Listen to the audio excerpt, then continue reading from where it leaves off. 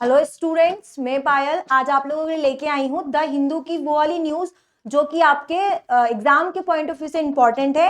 ये करंट का सेगमेंट है और करंट की वह न्यूज जो कि इम्पोर्टेंट है, जो कि आपके सिलेबस से रिलेट करती है, उसको आज हम उसको आज की क्लास में हम लोग पढ़ेंगे। तो जो न्यूज है द हिंदू में आई हुई है कि banks will take cautionary steps on lending to NBFC, है ना। सेम एक और न्यूज भी इसमें सेम ही न्यूज है ये दोनों, जो कि द हिंदू में आई हुई है। तो इसमें हम लोग जो मेन पॉइंट है उसको फोकस करेंगे। तो हमारा जो इस में मेन पॉइंट है वो है एनबीएफसी। ठीक है, एनबीएफसी क्या है, एनबीएफसी कैसे काम करती है, एनबीएफसी कैसे रेगुलेट होती है। तो पहली चीज, एनबीएफसी किसे कहते हैं। इफ यू नो, अगर आपको नहीं पता है, आपने अपने कोर्स सिलेबस में कंप्लीट किया होगा। अगर कोर्स सिलेबस आपने नहीं पढ़ा है तो आप दूसरी वीडियोस में से देख सकते हैं। क्या है ये, गैर वित्तीय नॉन बैंकिंग फाइनेंशियल कंपनी है। ठीक है, non banking financial company mean ये बैंक नहीं है। ठीक है, लेकिन बैंक ना होते हुए भी एज अ बैंकिंग सेक्टर में ये साख निर्माण का काम करती है, मनी जनरेट करने का काम करती है। ठीक है, इसको रेगुलेट कौन करता है, तो इसको रेगुलेट भी आरबीआई ही करता है। तो मार्केट में किस प्रकार से कैश का कितना फ्लो होना चाहिए, किस प्रकार से मॉनेटरी पॉलिसीज को आरबीआई रेगुलेट करवाना चाहता है, अगर कुछ भी इसमें कम ज्यादा करना चाहता है तो आरबीआई इजीली उसको कर सकता है। इसी से संबंधित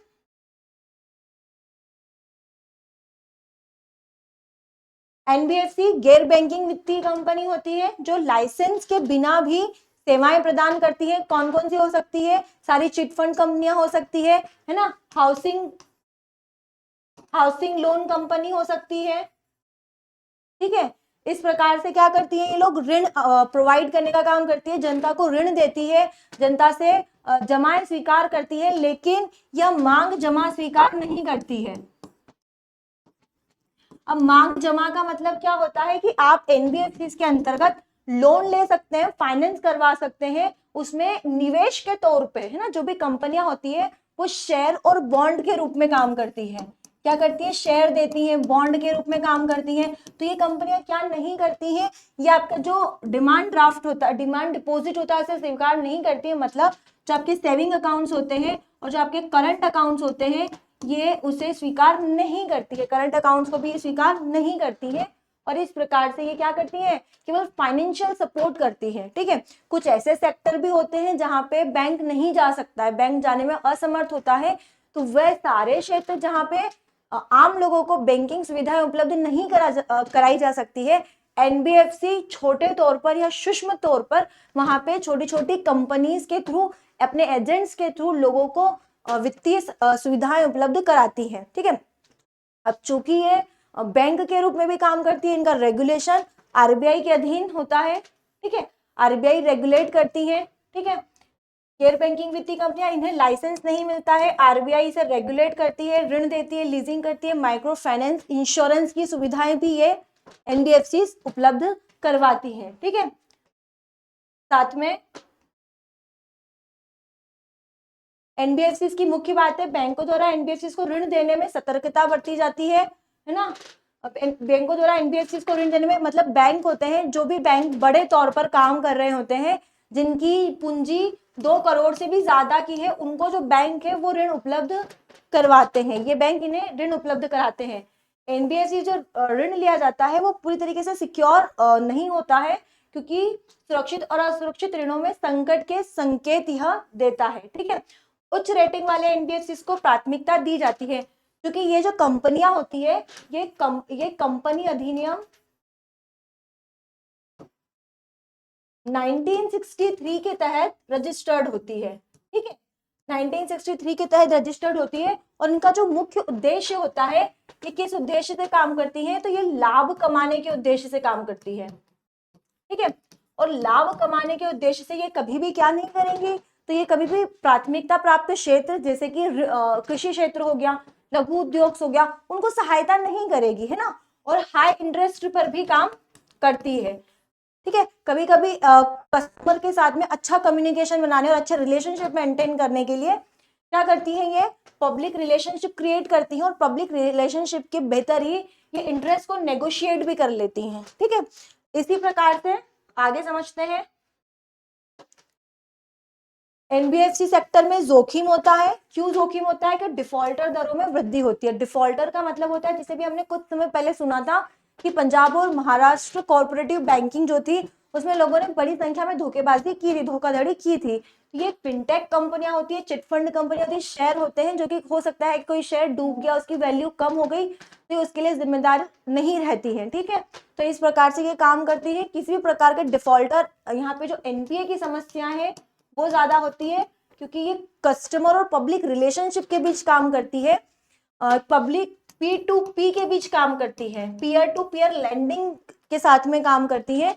इसीलिए इनको जब इनको अपना जो पैसा होता है वो रिकवर करना होता है, तो उसमें गवर्नमेंट या जो कोर्ट होता है उससे उतना सपोर्ट नहीं मिल पाता है। ठीक है, ये रिस्पॉन्सिबल होती है अपने ग्राहक को ऋण देने के लिए। ठीक है, और जब भी ये ऋण देती है तो उस पर उसको गारंटी क्या मिली है, क्योंकि ये जो होते हैं वो कई बार आधार कार्ड और मोबाइल नंबर लेके भी आपको ऋण प्रोवाइड करते हैं। कई बार एसेंशियल जो डॉक्यूमेंटेशन होता है वो नहीं लेते हैं।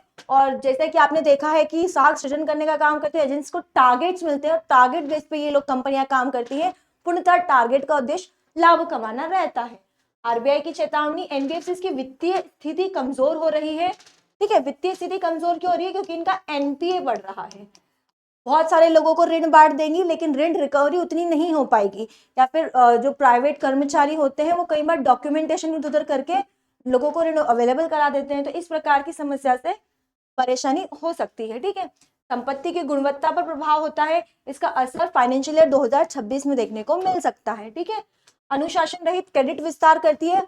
डिमांड ड्राफ्ट की जो सुविधा होती है, ये क्या करती है कि क्रेडिट बांटने का काम करती है। ओवरड्राफ्ट की सुविधा कस्टमर को देती है। मतलब आप अपनी जो कीमत होती है, जितना बैंक में पैसा जमा है उससे ज्यादा आप पैसा निकाल सकते हैं बैंक से।